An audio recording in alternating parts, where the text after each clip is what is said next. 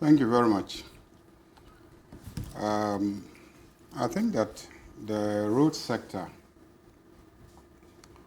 is one of the sectors that drains this republic of very considerable funds.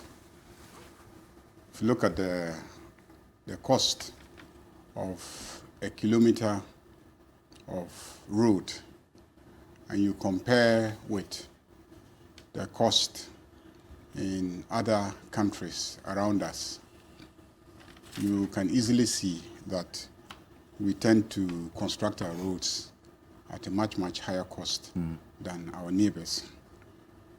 But I think in this instance, he was specifically talking about vehicles that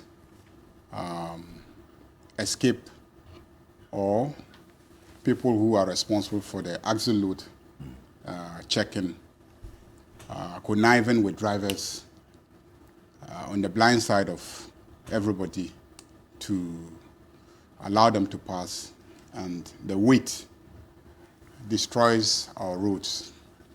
I had an experience just last week.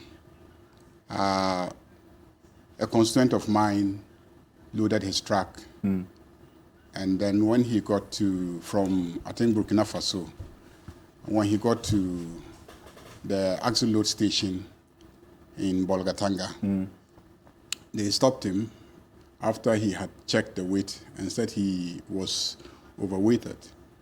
And then he challenged them because he had gone through axle load checks in Burkina Faso, several of them, and had the weight printed for him at all those checkpoints. And so he challenged them and then showed them the weight, and they insisted that it was more than the required weight.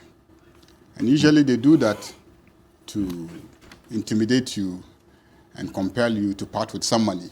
I think I believe that's the objective. Indeed. But this gentleman insisted that, he had checked the weight several times. And so he has documentary proof. He had documentary proof, so he wasn't ready to compromise on his stance. So he said they should go to the police station. So they went to the police station. He said they should go to court. He was ready to go to court. But the owner has several trucks. So a second truck took off from Tema and went through about 5 axle loads, and all those were printed for him. And he got to Bolga at the time that this same truck was also packed, and then went on the axle load. And they said again that one too was overweighted. So he said, I'll catch you. This one, I have 5 printed reports in Ghana.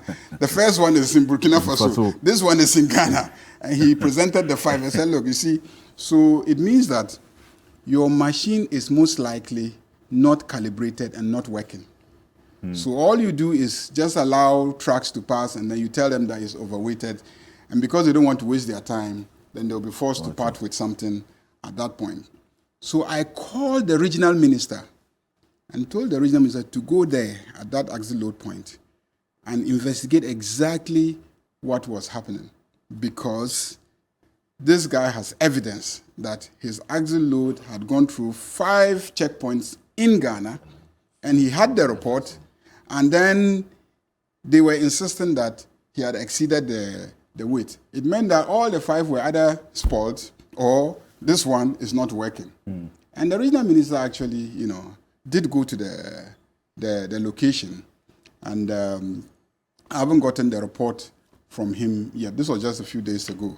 So there are those instances where people have turned the axle load machines into money-making enterprises, criminal money-making enterprises.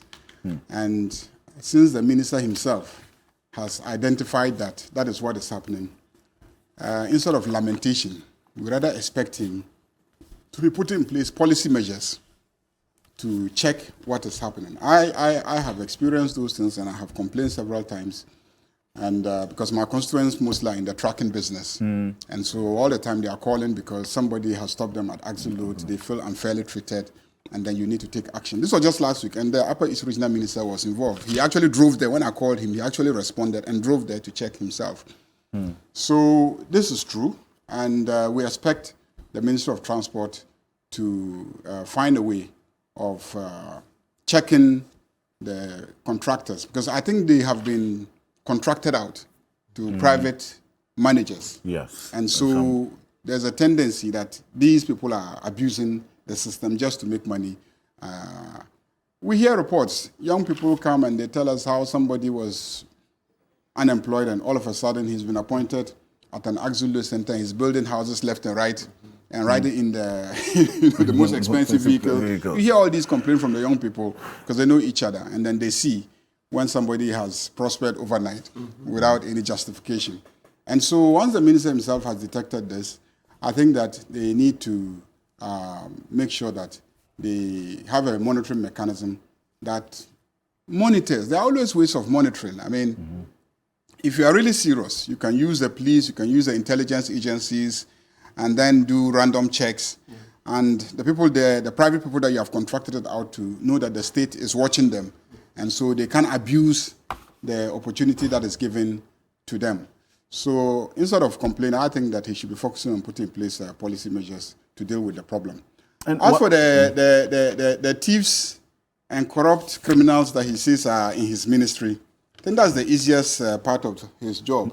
Since he knows them or knows that they are in his ministry, then it's up to him to put in place measures to deal with the criminals that are in his ministry, because he himself has identified we are not the ones saying it. If NDC has said, look, it's not true, but he himself is admitting that there are so many crooked people in his ministry, and when he removes and brings new ones, they even are worse than the previous ones. So it's up to him to now find out how to deal with the crooks and criminals and thieves in his ministry. But is that not what we've seen over time, where when the minister comes out like this and makes such public pronouncements of lamentations and actually acknowledging that he has knowledge of the wrongs ongoing, and falls short of telling us after the lamentations what he is doing to address those ones, because he's now gotten to know that sacking them is even not enough. Because he makes the point that even after sacking these people, after he's identified them, he's caught them that, you are corrupt, you are engaging in corrupt activities. After sacking them, when he brings new people, the new ones are actually more corrupt, or eventually become more corrupt than the ones he has sacked. So what that means is that it's a systemic problem. If it's a systemic problem, what measures have been put in place to address that? I think we didn't hear that from the minister, Ayariga, and that's where the concern of the members general public is, that if you, as the figurehead of the ministry, is there, and you've seen this trend, and what you tend to tell the public is, it's as though, look, I have tried, and it's almost like throwing my hands in despair. That's how the message came across. The problem starts from, how did you recruit those people? If you recruited people not based on competence and aptitude and attitude, but because they are party foot soldiers, and they must fit into offices that they are not qualified to occupy. That's what you will get. That is what you will get. And we saw from the beginning how this government hounded people out of the public services simply on account of the fact that they are perceived to have joined those services and been elevated to those positions during the tenure of their predecessors, whether or not they were NDC members. And we have seen situations where very, very incompetent public servants, but excellent bootlickers in the various ministries, servants, excellent bootlickers in various agencies, in the public and quasi-public and parastatals, have been elevated to very senior positions that their levels of training and experience make them totally unsuitable to occupy. But simply because of political considerations, they are given those places. You should expect nothing but thievery, bootlicking, deceit of ministers, because that is how they will stay in office. And ultimately, you will have these results that you are complaining and lamenting about. So that is where the problem starts. And because they are foot soldiers and party apparatchiks and so-called party loyalists, they have ways of making sure that even when they are corrupt and incompetent, nothing happens to them. They use the same party structures to frustrate every effort to discipline them. So that is why this man is lamenting on television instead of being able to take action. He cannot act against them because they are, mostly party foot soldiers that they themselves elevated to occupy those places.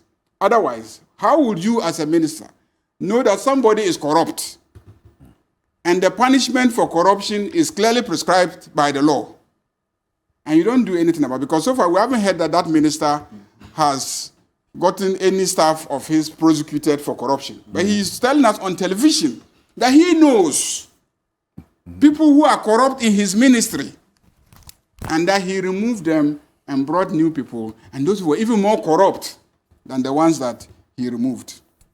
And yet, none of us heard him announcing to us that people came to his ministry, were corrupt, and he referred them to the Office of Special Prosecutor or the Attorney General for them to be prosecuted. He hasn't told us that, but he's telling us that he knows that there are corrupt people. And he's changed them, and those who have come are even more corrupt than.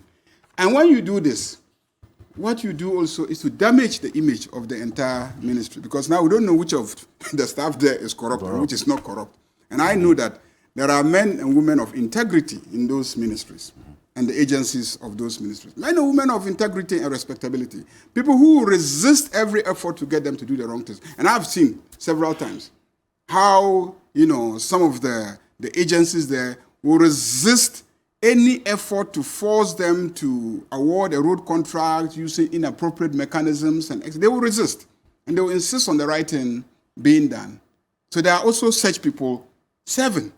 And when you make a blanket statement like this, sometimes you damage everybody's reputation, because you must have evidential basis for making that statement. So, it's a sad situation, but it's not just him.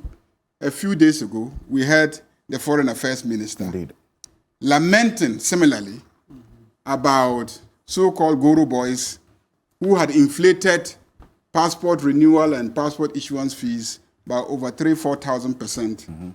And she was lamenting and complaining and etc. And we all heard her. And yet the director of passport, who is, staff of the ministry, is sitting there, and I'm sure he has CCTV cameras around the building, and he can see who the Goro boys are and who are not Goro boys. We have the Ghana Police Service that they could use to make sure that that whole area around the passport office, and yet everything is computerized. If everything is computerized, how is it possible that any Goro boy can sit outside and then get a passport issued for somebody? And she herself said that she knows that there are collaborators within the passport office. Indeed, just like this one. Just like this one. Rosemary. That there are collaborators within the passport office. I heard her. So what did you do about the collaborators? What mechanisms have you put in place to determine who the collaborators are and then punish them so that everybody else sees and then people will refrain from engaging in such conduct? But again, if you go and check the backgrounds of the so-called collaborators and Goro boys, you will find out that there is politics behind this. This is a country where young people graduate from university and don't think that they can get into any public office on the basis of merit. They must either know a minister, a party chairman, or a member of parliament. And this is a country where members of parliament can publicly on radio in their constituencies boast about how many people they have held their hands and put into the security services. Indeed. And nobody punishes anybody. A clear admission to having committed an offense. For very ministers, important. I have seen deputy ministers who have managed to penetrate the recruitment processes into the security agencies. And when they finish, they parade them in their villages and snap pictures and put them on social media. And nobody has invited any such minister or deputy minister or member of parliament to ask that person how you manage to infiltrate the security agency system for a fair, equal opportunity system and got your people into the system. And nobody says anything about it. In fact, such people are hailed and praised for their capacity to undermine the law, undermine the system that we have created, to a point where the young people have become hopeless. That is the reason why you will see young, able-built young people made to do all sorts of nasty things in the name of politics. Why? Because many of those boys want to get into security agencies, and they feel that unless their party comes into office, they will not have the slightest opportunity to get into those agencies. And so even if it means killing so that their party will come into office, they are ready to do it because their fortunes are tied to that party coming into office. That is the state of our country. That's the reality. Indeed. So it's not just this minister, it's everywhere. This country is finished. This country is finished. I can tell you because I have been in opposition, I've been in government, I've been in parliament, I've been minister, I've worked in the office of president, I've been in NGO where I've observed this country for a while, and I say where we are today, we are totally finished. In fact, the worst part was when a niece of mine, a child whose father died many years ago, and I've been assisting her with school fees and etc. When SSC exams approached, came to my house early in the morning, woke me up from sleep. Do you know what she was asking for? That if I don't give her money to go and buy the exam questions, she has no chance of passing. You mean like leaked papers? Leaked papers. A 15, I think 14 or 15-year-old, and that there's rumor around the school that there's exam question for sale. And her colleagues say they have bought some. She doesn't have money to buy it. Wow. This is the extent to which our country has degenerated. Where SS students feel that unless they buy exam questions, they have no chance of passing exams. Where are we going to? How are you going to train the next generation of leaders under these circumstances? Young people are hopeless. Graduates from universities are hopeless. Everybody who is looking for a job feels that unless you know some influential person. And so public officers who are elected to think through policy no longer have time to even deal with their core responsibilities. All they are doing is moving from office to office, begging for a slot in recruitment. And it's the same in all the sectors. And you refuse to do it at your own peril as a politician.